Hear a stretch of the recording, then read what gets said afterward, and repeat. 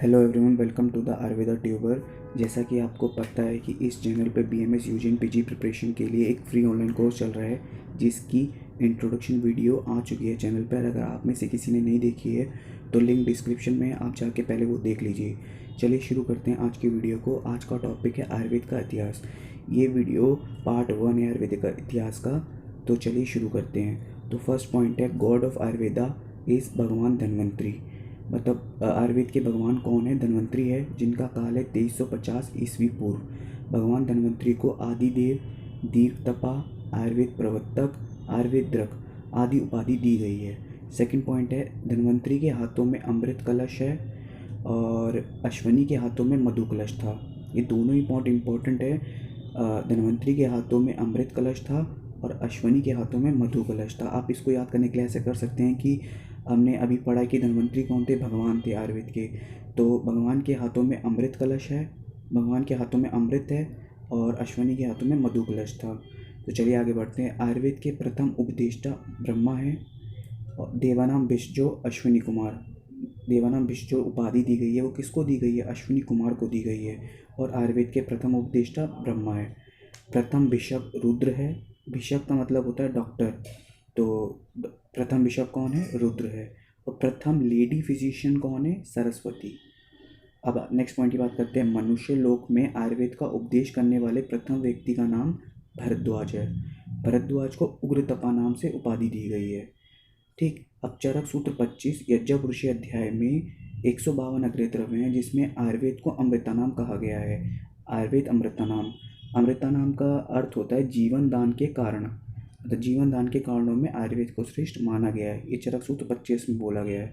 अब टीकाकार चक्रपाणी ने अमृतानाम इति जीवन प्रदान हेत्वानाम ये बोला है। इसका अर्थ क्या होता है? जीवन प्रदान करने वाले कारणों में आयुर्वेद को श्रेष्ठ माना गया है। चलिए देखते हैं नेक्स्ट पेज पे। आयुर्वेद। आयुर्वेद को दो भागों में डिवाइड किया गया है, आयु प्लस वेद। पहले बात करते हैं आयु की।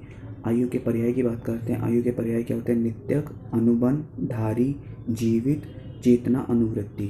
ये आयु के पर्याय होते हैं। 4 प्रकार की आयु होती है, हित आयु, अहित आयु, सुख आयु, दुख आयु। ठीक। अब करते हैं बात वेद की। वेद 4 प्रकार के होते हैं, ऋग्वेद, सामवेद, यजुर्वेद और अथर्ववेद। तो आयुर्वेद को दो भागों में डिवाइड किया गया, आयु प्लस वेद में। आयु के पर्याय की बात की हमने पहले, नित्यक हो गया, अनुबंध हो गया, धारी हो गया, जीवित हो गया, चेतना, अनुवृत्ति हो गया।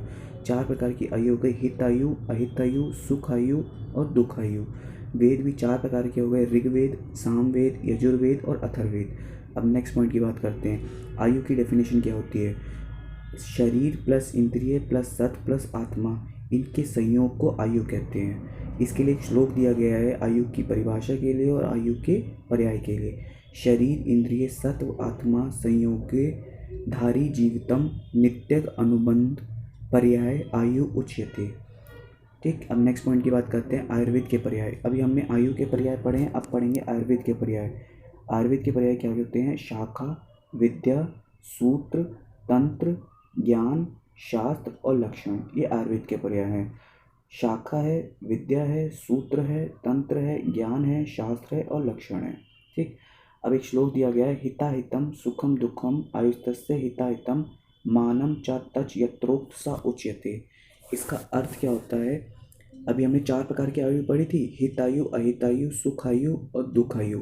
तो इन 4 प्रकार की आयु के लिए हित, अहित, हित मतलब हो गया पथ्य, अहित मतलब हो गया अपथ्य।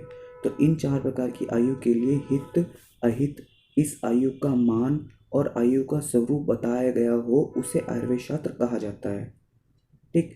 तो 4 प्रकार की आयु, हितायु, अहितायु, सुखायु, दुखायु। तो इन 4 प्रकार की आयु के लिए हित, अहित, इस आयु का मान और आयु का स्वरूप बताया गया हो, उसे आयुर्वेद शास्त्र कहा जाता है। सेकंड श्लोक देखिए, यत चा आयुष्य अन आयुष्वाणी द्रव्य गुण कर्माणि वेदत्ते अप्य आयुर्वेदा। इस श्लोक का अर्थ है, इस आयुर्वेद शास्त्र के द्वारा ही आयुष तथा अन आयुष, द्रव्य गुण और कर्म का ज्ञान होता है, इसलिए इसे आयुर्वेद कहा जाता है। चलिए देखते हैं नेक्स्ट पेज पे। तो आता है तंत्र का प्रयोजन। तंत्र का प्रयोजन चरक सूत्र 1 में, इसको आपको रेफरेंस याद करना पड़ेगा कि चरक सूत्र 1 में तंत्र का प्रयोजन मिलता है। तो इसका श्लोक है, धातु साम्य क्रिया चा उक्ता तंत्राशय प्रयोजनम। इसका अर्थ है मतलब तंत्र का प्रयोजन क्या होता है, धातु साम्य की क्रिया जो होती है वही तंत्र का प्रयोजन होता है। धातु साम्य का मतलब होता है आरोग्य की उत्पत्ति। आरोग्य मतलब धातु साम्य, अगर धातुएं साम्य होंगी किसी शरीर में तो किसी भी रोग की उत्पत्ति नहीं होगी। तो धातु साम्य करने की क्रिया को तंत्र का प्रयोजन कहते हैं। ठीक, अब आता है आयुर्वेद का प्रयोजन। आयुर्वेद का प्रयोजन चरक सूत्र 30 में मिलता है। यहाँ पे लिखा नहीं है बट आप लिख लीजिएगा, चरक सूत्र 30 में आयुर्वेद का प्रयोजन है और तंत्र का प्रयोजन चरक सूत्र 1 में है। तो आयुर्वेद का प्रयोजन क्या है, स्वस्थस्य स्वास्थ्य रक्षणम आतुरस्य विकार प्रश्नम च, मतलब स्वस्थ व्यक्ति के स्वास्थ्य की रक्षा करना और आतुर के विकारों को दूर करना, ये आयुर्वेद का प्रयोजन है। पर शुश्रू सूत्र 1 में आयुर्वेद का प्रयोजन क्या बोला गया है, व्याध्य उपसृष्टा नाम व्याधि परिमोक्ष स्वस्थस्य रक्षणश्च।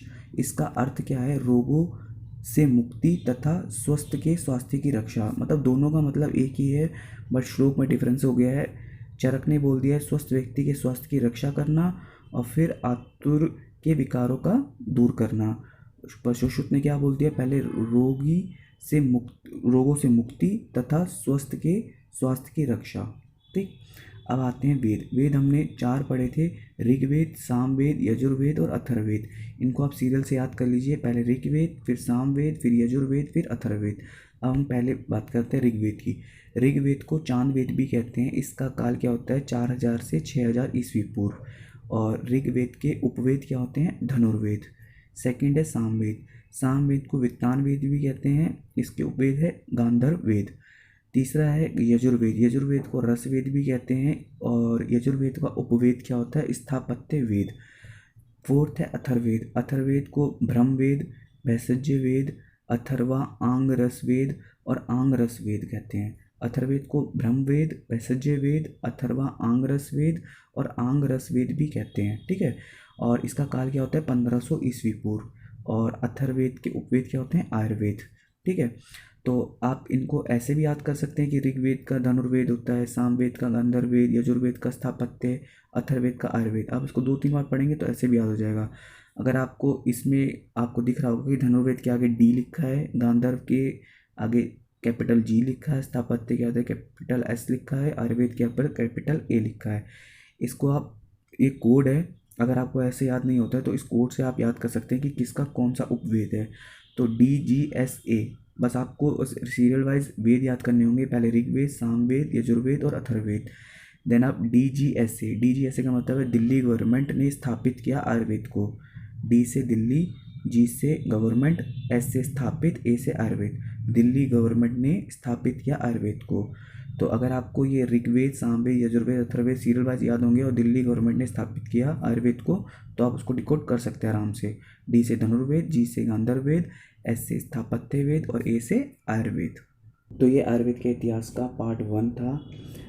आज की वीडियो का वीडियो लेंथ थोड़ा कम है, नेक्स्ट वीडियो से हम कोशिश करेंगे वीडियो लेंथ को थोड़ा बढ़ाएंगे। अगर आपको ये वीडियो पसंद आई है तो आप लाइक, शेयर एंड कमेंट करना ना भूलिएगा।